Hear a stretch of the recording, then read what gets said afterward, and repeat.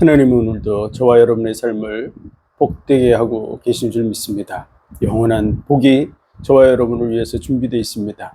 그 은혜를 바라보며 믿음으로 살아가는 복된 삶 살아가시기 바랍니다. 하나님의 말씀은 전도서 5장 18절의 말씀입니다. 봉독해 드립니다. 사람이 하나님의 주신 바 그 일평생에 먹고 마시며 해 아래서 수고하는 모든 수고 중에 낙을 누리는 것이 선하고 아름다움을 내가 보았나니 이것이 그의 분복이로다. 아멘. 기도하겠습니다. 하나님 은혜와 사랑과 복 주신 감사합니다. 잠시 사는 이 땅의 삶이 영원한 복과 은혜를 누리게 하시려고 창세 전부터 허락하신 복된 삶인 줄 믿습니다. 이 복과 은혜를 확인하고 누리며 영혼을 바라보고 달려가는 우리의 삶이 되게 도와주시고 많은 영혼들을 이 은혜 속에 함께 인도해 가게 하여 주옵소서. 모든 영광을 주님 받으시기 원하며 예수 그리스도 이름으로 감사하며 기도하옵나이다. 아멘. 우리 인생이 반드시 누려야 되는 복, 그 복이 세 가지를 꼭 누리고 가야 된다, 이렇게 전도서는 말하고 있는데요. 첫 번째로 말씀드린 것은 하나님을 경외하는 것이 인생의 본분이라고 하는 것입니다. 그래서 그의 말씀을 듣고 그의 명령에 순복할지어다. 하나님을 만나야 되고 하나님이 계신 그 은혜 속에서 우리의 삶의 정체성을 발견해 나가야 될 줄로 믿습니다. 그래서 존귀에 처하나 깨닫지 못하는 자는 멸망하는 짐승과 같다고 표현하고 있는데요. 우리가 얼마나 존귀하냐? 그럼 만물보다 귀하다. 온 우주 만물보다 우리가 더 귀하다는 사실을 믿으시기 바랍니다. 그리고 천사들보다 귀하다고 말씀드렸습니다. 왜냐하면 하나님이 자기의 생명을 값주고 우리를 사셨어요. 그래서 자기의 생명과 우리를 바꾸셨어요. 그만큼 하나님이 우리 생명을 자기 생명처럼 존귀하게 여김을 보여주셨습니다. 그래서 천사들, 피조물 중에 하나인 천사들과 하나님의 생명값은 비교할 수 없죠. 다시 말해서 하나님이 우리를 천사들보다 훨씬 존귀케 하셨다고 성경은 말씀하고 있습니다. 그래서 우리 자신의 정체성을 확인하고 누리는 삶을 살아야 될 줄로 믿습니다. 그래서 이 정체성을 우리가 누리지 못하면 짐승처럼 살다가 죽게 된다는 표현이 멸망하는 짐승과 같다, 이렇게 표현한 것이죠. 그래서 짐승들도 나고 그리고 먹고 마시고 뭔가 꿈치럭거리면서 자기 나름대로 먹고 살기 위해서 노력을 합니다. 그러면서 먹고 살고 그러다가 새끼들도 낳고 키우고 뭐 이런 거 다 하죠. 그러다가 어느 날 죽습니다. 그 짐승과 인간이 별반 다를 게 없다, 그 말이죠. 존귀에 처했는데 그 존귀함의 정체성, 그것을 우리는 확인하고 누려야 될 줄로 믿습니다. 하나님은 우리 때문에 모든 걸 지었다고 말씀하고 있습니다. 지금 많은 과학자들이 얘기하는 거, TV 방송들 이런 거 보면서 우주를 쭉 탐사하고 하는 것들을 보여주며 우주는 어마어마하게 광활하죠. 지금 현재 우리가 쏘아 올린 그런 로켓, 그러니까 우주를 향해서 날아가는 그러한 로켓가 지금 태양계는 벗어났어요. 겨우 벗어났지만 우리 은하는 벗어나기 힘듭니다. 우리 살아있을 때는 못 벗어나겠죠. 그리고 벗어난다고 할지라도 그 신호를 우리가 잡을 수 있을지 없을지조차 모릅니다. 그런데 우주는 그러한 은하가 수십억 개 있어요. 그런 은하가 수십억 개가 있어요. 우리는 은하를 벗어나지도 못하는데. 그런 우주 속에서 우리를 보면 우리는 지극히 작아 보입니다. 아주 벌레만도 못한 수준일 뿐만 아니라 뭐 먼지 티끌 같은 수준이죠. 그런데 그것은 관점의 차이라는 거야. 관점의 차이. 우주를 크게 보고 우주를 중심으로 나를 보니까 나는 작아 보이지만 하나님은 우리를 그렇게 보지 않는다는 거죠. 하나님은 우리를 중심으로 해서 우주를 보고 계십니다. 그래서 우리 때문에 이 우주가 존재하도록 만드셨다고 말씀하고 있는 거예요. 그래서 우리가 그 부자들은 자녀를 위해서 뭐 농장도 만들고 요트도 사고 뭐 여러 가지 많이 할 수 있겠죠. 그리고 전 세계에 어떤 매장들을 만들어 놓고 이렇게 자녀들이 살 수 있도록 만들어주고 자녀에게 물려주려고 그런 매장들을 중심으로 보면 그 주인은 별거 아니라고 보여지겠지만 사실은 그 주인이 더 중요하죠. 그 자녀 때문에 모든 게 존재하는 것과 마찬가지로 우리들 때문에 하나님께서 지구도 만드시고 이 태양계도 만드시고 은하계도 만들고 우주도 만들었다는 사실을 믿으시기 바랍니다. 그게 하나님이 보는 정체성이에요. 우리가 자녀들을 생각할 때 우리 자녀들을 얼마나 중요하게 생각합니까? 세상에 그 어느 것과도 바꿀 수 없는 것, 그게 자녀죠. 뭐가 바꾸겠습니까? 자녀하고 금은보화, 뭐 다이아몬드하고 바꾸겠습니까? 아니면 뭐 커다란 뭐 배를 한 척 주면은 바꾸겠습니까? 네. 우리 자녀들의 가치를 돈으로 환산할 수 없죠. 내 생명만큼 귀한 존재가 바로 자녀입니다. 그래서 하나님은 우리를 자녀로 부르고 계시다. 그래서 우리의 형상을 따라 우리의 모양대로 우리가 사람을 만들고 하늘에 나는 것과 땅에 기는 것과 물속에 있는 모든 것을 다스리고 정복하게 하자라고 말씀하시고 하나님께서 모든 것을 다 지으시고 사람을 지으셔서 그 모든 것을 다스리고 정복하고 생육하고 번성하라고 복을 주신 줄 믿으시기 바랍니다. 우리가 그 복과 은혜 속에 있어요. 하나님 우리를 자녀로 부르고 있는 거야. 그래서 우리는 그 자녀의 정체성을 누려야 될 줄로 믿습니다. 그래서 우리를 하나님께서 육신적으로 태어나게 한 것은 우리 육신의 부모를 통해서 태어나게 했습니다.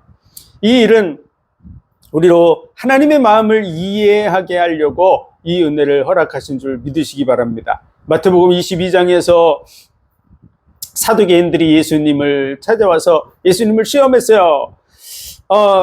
7 형제가 있었는데 그 첫째가 결혼해서 아내를 얻었는데 첫째도 자녀를 낳지 못하고 죽었고 둘째도 다시 가서 결혼을 하고 이 이스라엘의 그 전통에는 형이 자녀를 못 낳고 죽으면 그 동생이 대를 잇도록 해가지고 7명이 차례대로 다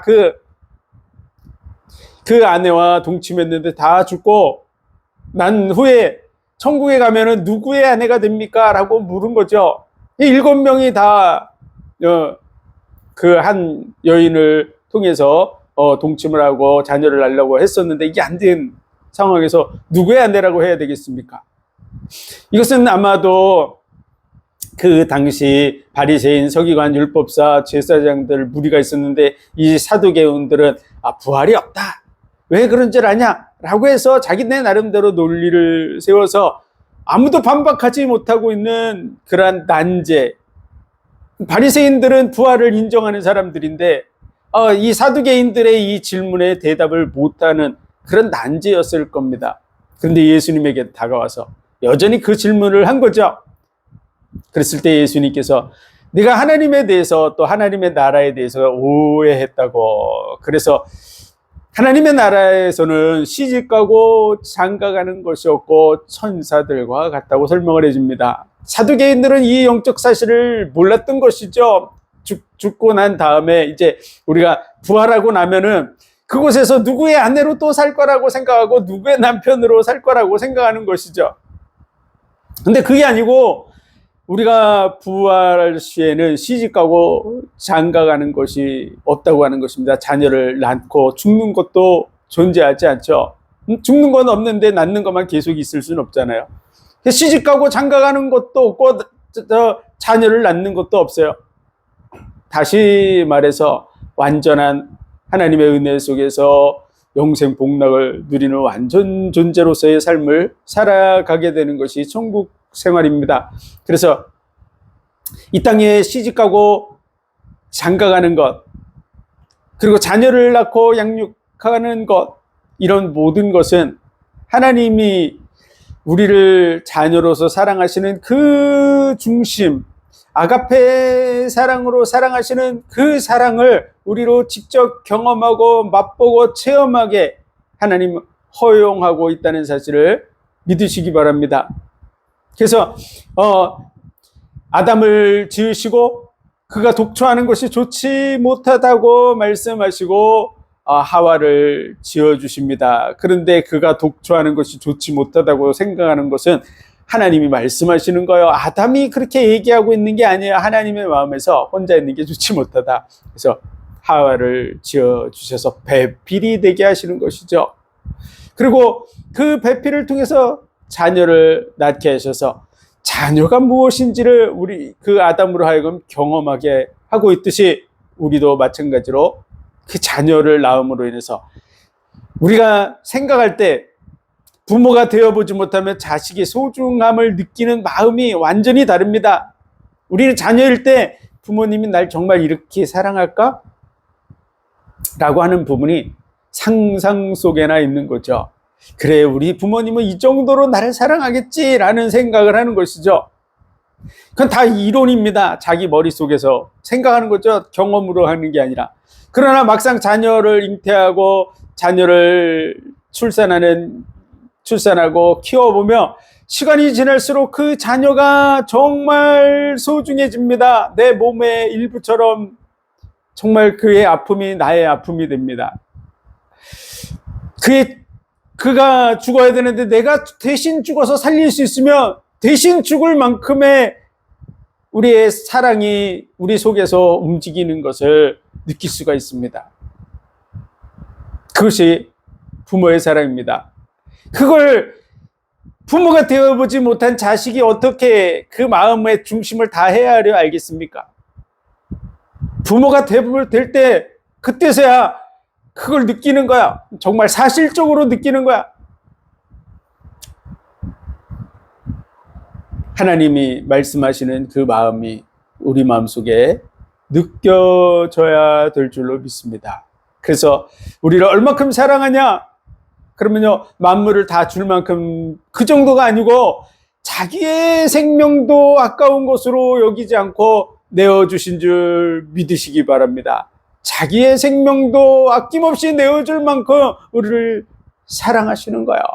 그래서 예수님이 잡히시던 그 밤에 이제 곧 그 밤이 지나기 전에 잡히시게 돼 있어요. 이제 그 밤이에요. 이제 몇 시간 안 남았어요. 그때 예수님이 떡과 포도주를 가지고서 제자들에게 그 떡을 찢어서 나눠주시면서 이것은 너희를 위한 내 살이라고. 그리고 포도주를 따라서 나눠주시면서 이것은 너희를 위해 나의 피라고 이렇게 얘기하는 거야. 그래서 이것을 받아 먹으라고. 그리고 그것을 오실 때까지 기념하라고 말씀해 주신 것입니다. 이게 무슨 뜻일까요? 예수님은 이제 잡혀서 십자가에 못 박히는 그런 과정 속에서 온몸에 살이 찢겨나가고 그리고 온몸에 피를 다 쏟는 이러한 극심한 고난을 당하게 되는데 그 당하는 이유가 우리를 위해서 살을 내주고 피를 내주듯이 우리를 위해서 자기의 생명을 아낌없이 내어주고 계시는 그 부분을 기억하도록 제자들에게 그 살을 표현하는 떡을 찢어서 나눠주시고 포도주를 따라서 나눠주신 줄 믿으시기 바랍니다. 그래서 이 성찬식을 통해서 하나님의 마음을 우리로 하여금 느껴보게 하고 계신 줄 믿습니다. 그것이 성막의 떡상의 진정한 의미죠. 그래서 하나님의 은혜와 사랑을 저와 여러분이 절실하게 느껴야만 하나님이 나를 자녀로 부르셨구나 라는 게 제대로 느껴지는 거야.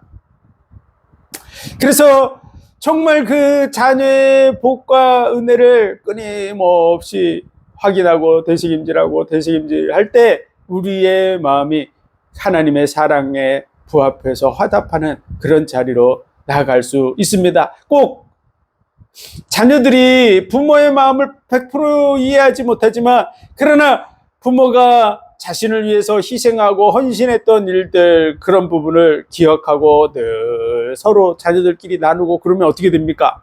우리 부모님은 정말 우리 자녀들을 정말 절실히 사랑하는구나 라고 하는 것을 자녀들이 느끼게 되죠.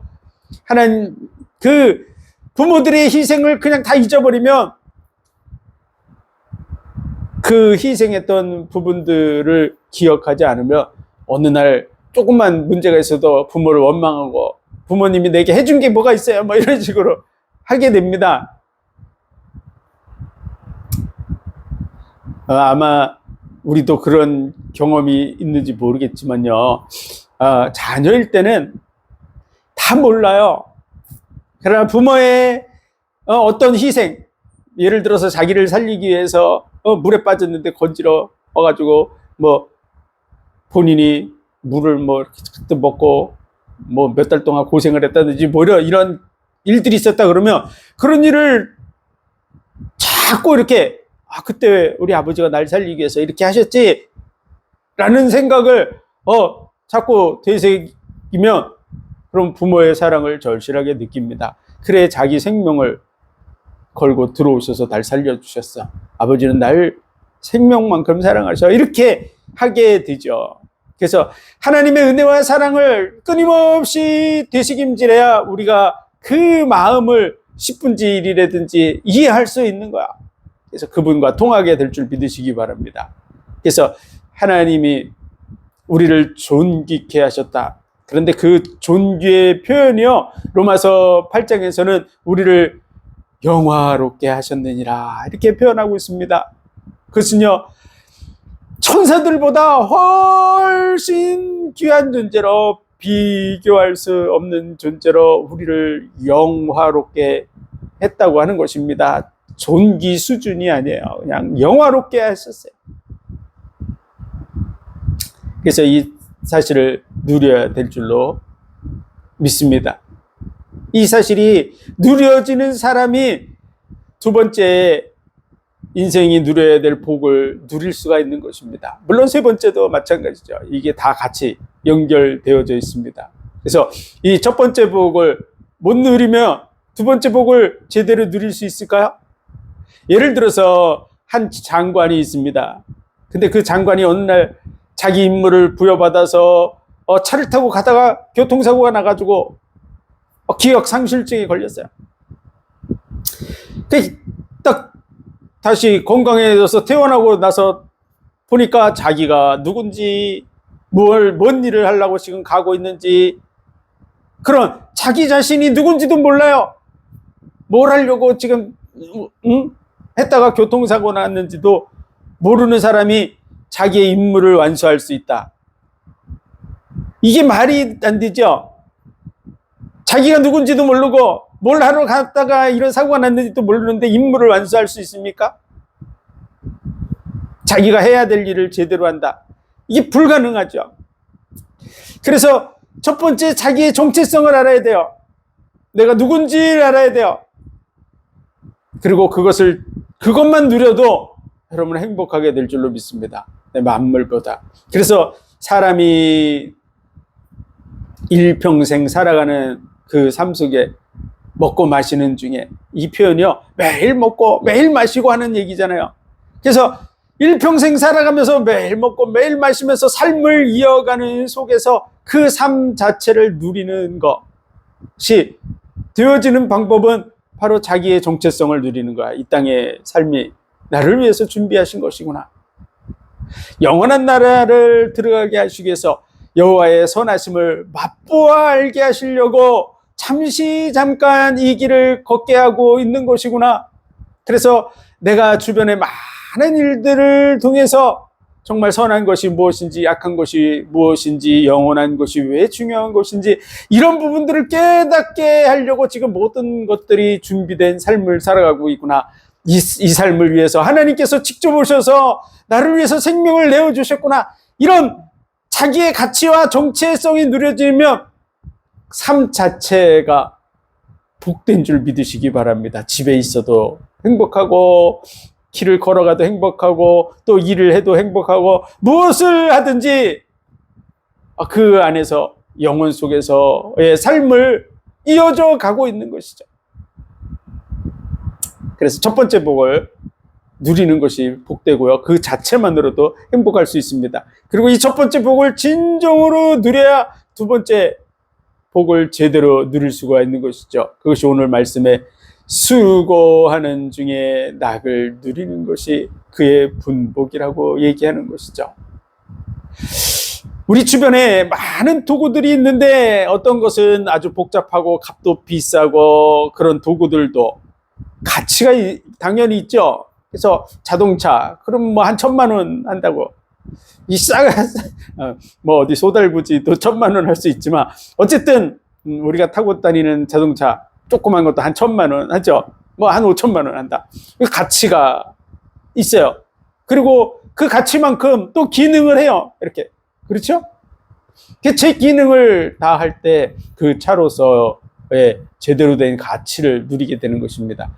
그런데 아주 지극히 작은 뭐 이쑤시개 하나도 가치가 있어요. 성냥개비 하나도 가치가 있어요. 그게 가치가 얼마나 되겠습니까? 기껏해야 1원도 안 될 수도 있죠. 그런데 그 성냥개비 하나도 이쑤시개 하나도 제 기능을 다 하는데, 만물보다 귀하게 하나님이 지었는데 잠시 사는 이 땅의 삶을 살아가면서 뭘 해야 될지 모르고서 살아간다.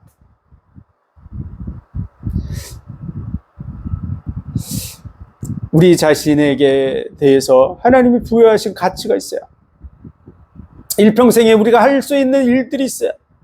그래서 우리가 하나님이 나를 왜 보내셨을까? 뭘 하라고 보내셨을까? 라고 하는, 내가 무엇인가를 하면서 사는데 그것이 진짜로 나의 가치를 다 이렇게 제대로 누리는, 그리고 그것을 많은 사람과 나눌 수 있는, 또 하나님께 영광이 되는 그러한 일이 있다 그 말이야. 그래서 이 가치를 제대로 우리가 확인하기 위해서는 우리 한 3가지 정도를 확인할 수 있습니다. 아주 쉬운 방법 중에 하나가 뭐냐면요, 하나님께서는 우리에게 각자에게 달란트를 주셨어요. 재능이라는 뜻이, 탤런트라는 말이 달란트에서 나온 말인데, 이 재능을 주셨어요. 모든 사람이 다 똑같지 않은 그런 재능을 가지고 있어요. 그래서 이 재능을 통해서 내가 일평생을 살아가며 수고하는 중에 낙을 누릴 수 있도록 만들어 주신 것입니다. 그런데 많은 사람들은 그 자기의 달란트가 뭔지 모르고 살아가는 경우가 많습니다.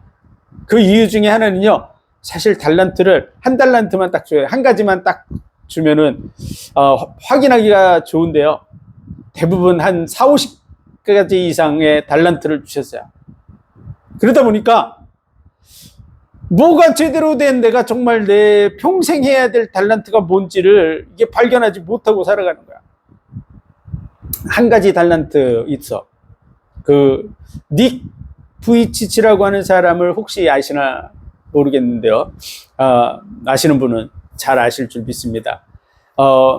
회표지증이라고 해가지고 팔다리가 제대로 발달되지 못하고, 이 팔은 아예 없죠. 그리고 다리만, 이게 조그만 다리가 하나 있습니다. 회표지증이라고 하는 그 몸을 가지고서 이 땅에 태어났죠. 그래서 그거 할 수 있는 거 별로 없어요. 물론 그도 뭐 보드, 어렸을 때 그 사진을 보니까 그 보드도 다 밀고서 타고 다니고 하는 것들을 볼 수 있는데요. 그런 중에 그가 이제 자살을 생각도 해보고 했었었는데, 어느 날 하나님이 나에게 괜히 이 은혜를 주셨겠냐 라고 하는 생각을 깨닫고 나서 그가 전 세계로 다니면서 정말 삶이 얼마나 하나님 안에서 복된 존재인가를 강연하는 그런 강사가 되어져 있죠. 그래서 많은 사람들이 그를 보면서 희망을 얻고 힘을 얻는 이런 일들이 벌어지고 있는데요. 달란트가 몇 개 안 돼도 자기가 할 수 있는 게 있어요. 뇌성마비로 태어났던 송명희 시인 같은 경우도 그거 할 수 있는 게 뭐가 있습니까? 그런데 그는 늘 누워있는 게 이른 중에서 하나님을 향해서 시를 적기 시작한 거죠. 그 시가 찬송이 되고, 그래서 자기의 달란트를 찾아서 이렇게 확인하는 데 있어서 몇 가지 안 되면 찾기가 쉬워요. 그리고 갈 데가 없으니까 그거밖에 안 해요. 그런데 달란트가 한 4, 50개 되는 사람은 이것도 잘하고 저것도 잘하고 사실 잘할 수 있는 게 많아요. 송명희 시인과 비교하면 할 수 있는 게 얼마나 많습니까? 뜀박질도 할 수 있고 팔다리를 가지고 할 수 있는 게 많죠. 너무 많다 보니까 뭘 해야 될지 모르는 거죠. 그런데 우리가 평생 해야 될, 내가 정말 해야 될 그런 부분을 우리가 찾을 수 있게 해놓으셨어요. 그 첫 번째는요, 하나님은 내가 잘할 수 있는 일, 잘할 수 있는 일을 통해서 평생 내가 살아가도록 해놓으셨습니다. 잘하는 일이 뭔가? 그걸 찾아보면 되겠죠. 그래서 그 잘하는 일이 많아요, 우리가.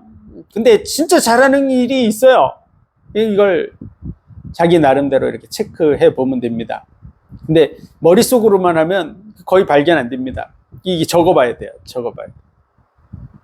왜냐하면 한 4, 50까지 되니까 이게 적는 게 필요합니다. 그래서 내가 잘하는 거. 두 번째로는요, 하나님은 우리가 좋아하는 일을 하기를 원하세요. 진짜 좋아하는 일이 뭔가. 내가 잘하는데 잘하는 일이에요. 근데 하면 할수록 내가 정말 즐거워져. 좋아해, 내가 진짜 그 일을. 그게 좋아하는 것입니다. 그리고 세 번째로는요, 꼭 해야 될 일이라고 하는 거야. 꼭 해야 될 일. 첫 번째가 뭐죠? 내가 잘하는 일. 두 번째가요, 좋아하는 일. 좋아하는 일. 그리고 세 번째가 꼭 해야 될 일이라는 것이죠. 꼭 해야 될 일. 이 적어봐야 이게 추려져요. 안 그러고 안 적고 머릿속으로만 생각하면 세 가지가 이게 복잡해져가지고 뭐지? 이렇게 항상 헷갈리는 거죠. 그래서 잘 적어서 추리면 나옵니다. 그래서 내가 꼭 해야 될 일이 뭔가? 첫 번째로는요, 하나님 앞에 하나님에게 유익이 되고, 그리고 내 주변에 내 가족들에게 유익이 되고, 주변의 사람들에게 유익이 되고, 나 자신에게 유익이 되는 정말 꼭 해야 될 일, 그걸 우리가 생각해 봐야 되죠. 한평생을 살아가면서 꼭 해야 될 일이라고 생각하는 것들이 있습니다. 그래서 이 세 가지, 내가 잘하고 좋아하고 꼭 해야 되는 일이 뭔가를 늘 이게 하면 어느 순간에 그래, 내가 이 일을 하고 가야지 라고 하는 그런 일이 발견됩니다. 그래서 내가 잘하고 좋아하고 꼭 해야 되는 일을 제대로 찾아서 그 일을 하게 되면 그 일 하는 것 자체가, 그 일 하는 자체, 그게 힘들 수도 있어요. 그런데 그는 그 힘든 것이 기쁨이 될 줄 믿으시기 바랍니다. 수고하는 중에 낙을 누리는 것. 그리고 이 수고하는 중에 낙을 누리는 것이 궁극적으로는 뭔가 중요한 것과 연결이 딱 되게 돼 있어요. 그게 세 번째 복인데요. 그 세 번째 복과 쫙 연결되어질 때 그 자체로 행복한 거야. 그 자체. 그래서 다음 주에는 평생에 누리고 가야 될 세 번째 복에 대해서 하게 될 텐데요. 두 번째 복. 꼭 기억하시기 바랍니다. 성냥개비도 성냥개비로서의 가치가 있어요. 그거 가지고서 이렇게 뚝 잘라가지고 이쑤시개나 하고 씩 버리면 성냥개비의 제대로 가치를 못 누린 거야. 진짜 해야 될 일을 못하고 딴 일을 하고 버려지는 거죠. 우리 옛날에 많이 그랬어요. 성냥개비 이렇게 뚝 꺾어가서 이쑤시개 대신 쓰고 버린 그런 경우가 많습니다. 사실은 성냥개비는 이쑤시개로도 쓰여질 수 있지만 사실은 춥고 어두운 밤에 불을 밝히는 정말 중요한 일이 있어요. 그가 이쑤시개로서 쓰임받고 버려졌다 그래서 뭐 누가 뭐라 그럴 사람은 없지만 우리가 한 번밖에 없는 이 세상의 삶, 이 땅에서의 삶은요, 다시 이 땅으로 오고 싶어도 올 수가 없습니다. 영원 속에서 딱 한 번 하나님이 우리에게 허용한 삶이에요. 그래서 정말 귀한 것이죠.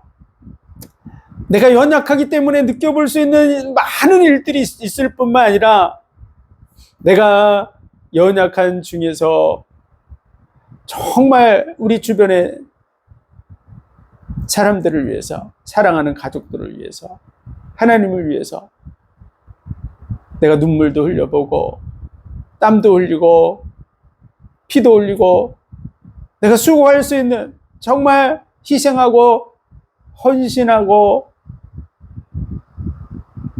봉사하고 하는 일들을 할 수 있는 시간이 이 땅에서밖에 없어요. 이 땅에서밖에. 천국에 가면 우리가 옆에 사람을 위해서 헌신하고 수고하고 봉사할 필요가 없어요. 왜냐하면 다 부족한 게 없어요. 나 자신도 부족한 것이 없는 은혜 속에서 삶을 살게 되지만 내 주변의 사람들도 아무것도 부족하지 않다 그 말이에요. 이 땅에서만 우리가 정말 눈물도 흘릴 수 있고 땀도 흘릴 수 있고 피도 흘릴 수 있는 거야. 뭔가 다칠 수도 있고 희생할 수 있고 봉사할 수 있는 그런 시간이 단 한 번 이 땅에 주어진 줄 믿으시기 바랍니다. 정말 사랑하는 사람들을 위해서. 또 하나님을 사랑하기 때문에 우리가 이 일을 할 수 있는 줄 믿습니다. 그래서 고생이 되고 힘들고 어려워도 진정으로 나 자신을 가치 있게 만들기 위해서 한 번밖에 없는 삶을 정말 가치 있게 만들기 위해서 할 수 있는 일이 있다 그 말이죠. 그게 바로 하나님이 주신 달란트 중에 있고요. 그것은 뭐와 또 연결되어 있냐면 사명과도 연결되어 있습니다. 그게 영어로는 미션이라고 그러죠. 미션. 자기가 해야 될 일을 해야 되는 거야. 그럴 때 사람은 행복해질 수 있습니다. 세월이 갈수록 많은 사람들은 허무 속에 빠져가게 됩니다. 제가 많은 사람들을 만나면서 물어봤었어요. 각양각색의 직업을 가진 사람들하고 이렇게 대화하다가 물어봤죠. 지금 하시는 일에 대해서 어떻게 생각하십니까? 근데 한국에 제가 외국 사람들하고 대화는 거의 안 해봤지만 한국 사람들이 대부분의 사람들이 제가 볼 때는 괜찮은 직업을 가지고 있는데도 불구하고 빨리 정리하고 딴 거를 해야죠. 이런 식으로 생각하는 분들이 거의 대부분이더라고요. 왜 그런 생각을 하냐면 힘들다고 하는 것이죠.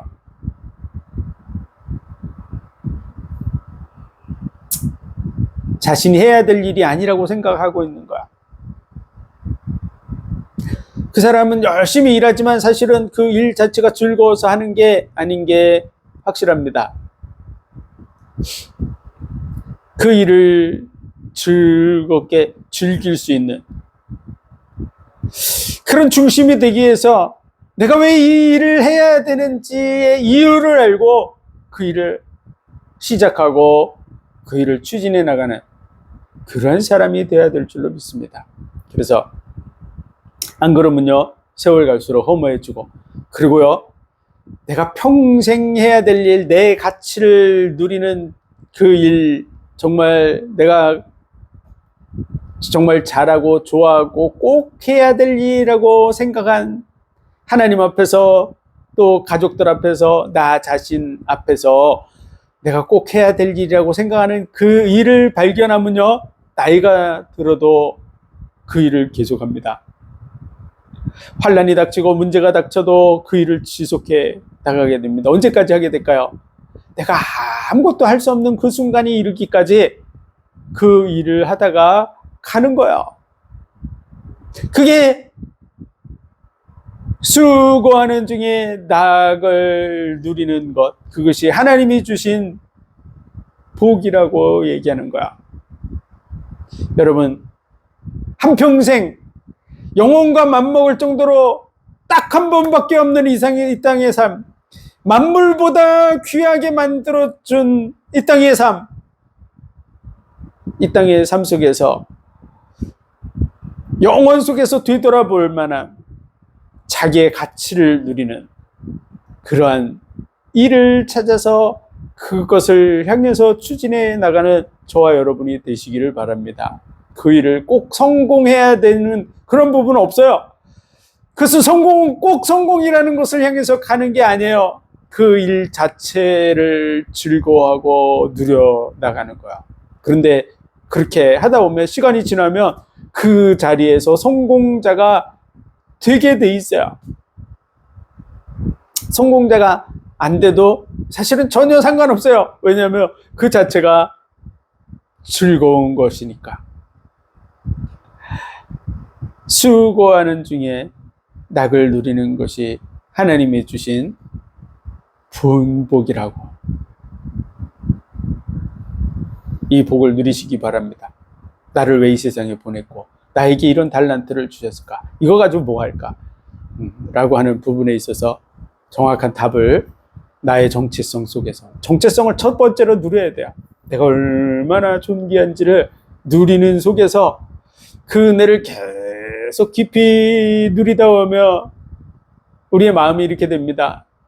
참 정말 귀하고 비교할 수 없는 그 은혜로운 삶을 살고 있는데, 나는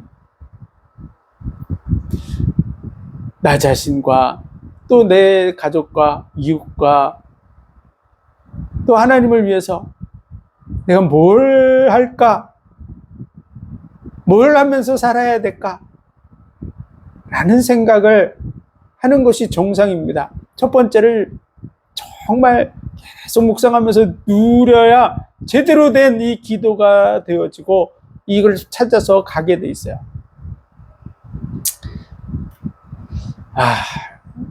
천년의 갑절을 산다고 할지라도 낙을 누리지 못하면 차라리 태중에선 죽으니만 못하다고 이렇게 표현한 것은요, 삶에는 많은 고난과 문제와 어려움들이 있습니다. 근데 그 어려움이 기쁨이 될 수 있는 것, 그 수고함이 기쁨이 될 수 있는 것, 수고라는 게 쉬운 게 아니에요. 그 은혜를 찾아서 누리시길 바랍니다. 그 일 하는 것 자체가 기쁨이 돼야 될 줄로 믿습니다. 살아가는 것 자체가 기쁨이 되시기를 주의 이름으로 축원드립니다. 영혼 속에서 되돌아보는 정말 복된 삶을 살아가는 저와 여러분이 되시기를 축원합니다. 기도드리겠습니다. 하나님 은혜와 사랑과 복 주신 감사합니다. 우리를 만물보다 귀하게 하신 감사합니다.